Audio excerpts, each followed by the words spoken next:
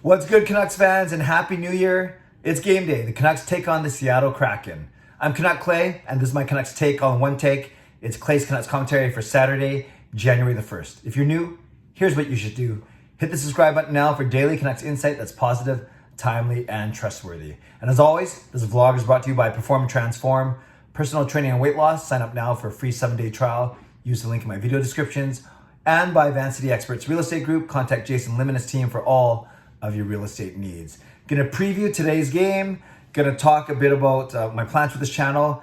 Tell a great story quickly about the trainer for the Vancouver Canucks, and overall, just have some fun. Kick off this year with a good vlog, and first and foremost, Happy New Year to all of you. Thank you for your support on this channel. I'll talk about what my goals are for this channel in a little bit, but I hope you had a very safe, fun, energetic celebration last night, and that you're looking forward to a wonderful year. Man, when you look at the world, it can't get a lot worse, so it can't get any worse. So hopefully you have big plans and big resolutions and big hopes and dreams for this upcoming year. Let's talk about the Canucks. They're riding an 8-game point streak, 7 straight wins, and then the shootout loss to the Kings on Thursday night to wind up the year. But they're playing against the Seattle Kraken team who are far below them in the standings. The Canucks have 33 points in 33 games, exactly at 500. Seattle has only 24 points in 32 games. Amazingly, Seattle has scored more goals than the Canucks, 90 to the Canucks 84, but given up way more goals. Canucks have only given up 93 goals. Seattle's given up 117. Canucks are 8-1-1 in the last 10. Seattle's 2-5-3. And then Vancouver beating Seattle way back on October 23rd in their only meeting of the year. They're supposed to play on December 27th here in Vancouver, but we know that that's not the case. So the Canucks are 9 points clear of Seattle in the standings and are trying to catch teams like San Jose and LA who are just ahead of them. You look at the Seattle lineup, they're led by Jordan Eberle with 22 points in 30 games. So check this out, their leading scorer has 22 points in 30 games. Their second leading scorer, Jaden Schwartz, is out with a lower body injury. And then you have Jerry McCann, Yanni Gordon, Alex Wenberg as the next top scorers for Seattle. They're getting Ryan Donato and Vince Dunn back from COVID protocol, but Jaden Schwartz is a big loss for them, obviously. So that's a bit about the Canucks, a bit about the Seattle lineup. Philip Grubauer will be in net, and also Jeremy Lauzon is in COVID protocol as well. And you look at the Seattle lines, they're not that intimidating. Geeky between Eberle and McCann, and Gord between Blackwell and Yarncroc. Those are their top 2 lines. Then Wenberg, Donskoy, Donato, and Sheehan, McCormick, Johansson. So not a lot of firepower on the Seattle team. So the Canucks should win this game. I'm going to give a score prediction. I think they're going to actually start off this year with a bang. I'm going to go 5-1 Vancouver. And I haven't got the scores right, but at Canucks After Dark, I predicted the Canucks would win in Anaheim, would lose in LA in extra time, which I was correct, and then I predicted a win tonight. So let's go 5-1 Canucks, and let's go Bo Horvat scoring the first goal for the team. As always, in the comments, we want to know your score prediction and your prediction for the first Canucks goal scorer. When it comes to the Canucks, good news, no new players in COVID protocol, so that still leaves Brock Besser, Phil DiGiuseppe, and Justin Dowling as the three players that are out. And then from an injury standpoint, only Travis Hamonic on the injury list, and of course Brandon Sutter long-term IR. So that means the Canucks will likely line up the same way that they lined up on Thursday night in LA, except for Demko will be in net. So you have Demko in net, you have OEL with Myers, Hughes with Shen, and then likely it'll be, wait a sec, did Burrows play last game? Yes, Burrows played instead of Hunt. So it will be one of Burrows or Hunt with Pullman as your defenseman. We'll see during the warm-up tonight. And then up front, the Canucks, I think, only have 12 healthy forwards, so I expect all of them to play. And therefore, it's probably going to be, once again, Miller with Pearson and Chason, Horvat, Huglander, Dickinson, Pedersen, Podkolzin, Garland, and then a fourth line of Lammikko between Mott and Highmore, which many people have called the best line of the game on Thursday night. So that's how the Canucks will line up. And I'm looking forward to a good game for Vancouver. They're playing well. Bruce Boudreau has said they need to have a better start to the game, better first periods. They know that Seattle is going to be hungry. And I know that the arena is going to be rocking. Festive, celebratory, because it's New Year's Day, New Year's evening. So let's start off the new year with a great win by the Canucks. I'm predicting 5-1 with Horvat scoring the first goal.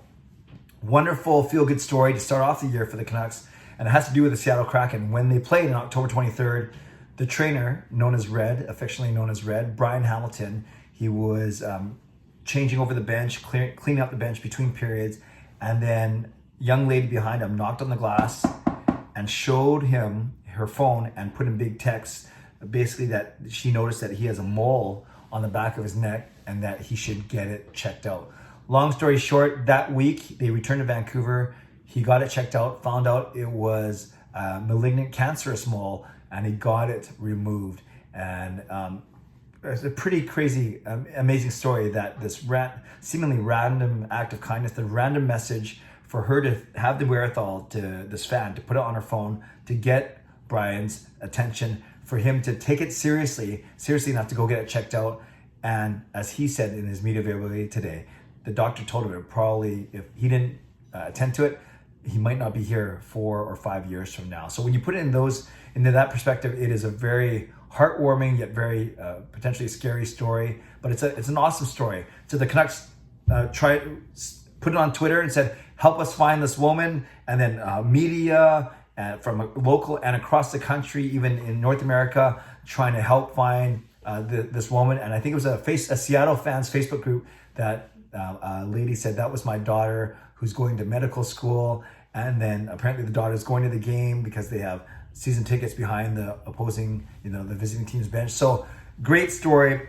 Red coming across so humble in his media availability, saying, "This isn't about me. This is about saving people. This is about recognizing this woman who's a hero in my life." So a wonderful, wonderful story. I didn't really do it justice trying to explain it in that 1 minute and a half, but if you want to see the whole story, it's all over social media. And you'll be able to find it. I'll put a link to one of the stories, at least his media availability, Red talking to the media, down below in the video description. So again, a wonderful story to start off the new year. And yes, I'm sure they'll talk about it during the broadcast tonight. Maybe they'll recognize the fan. But hopefully that's where the good vibes end for Seattle tonight, because I obviously want Vancouver to crush them. Okay, lastly, thank you for your support on this channel. My channel grew by 3,000 subscribers in the year 2021. So I went from basically 5,500 to 8,500, average about 250 new subscribers a month. So using that kind of trajectory, I want to be at 9,000 subscribers by the end of February, and I want to be at 10,000 by the end of June, basically by the time the hockey season ends. And hopefully the Canucks are in the playoffs to help me boost those numbers. So I want to say thank you.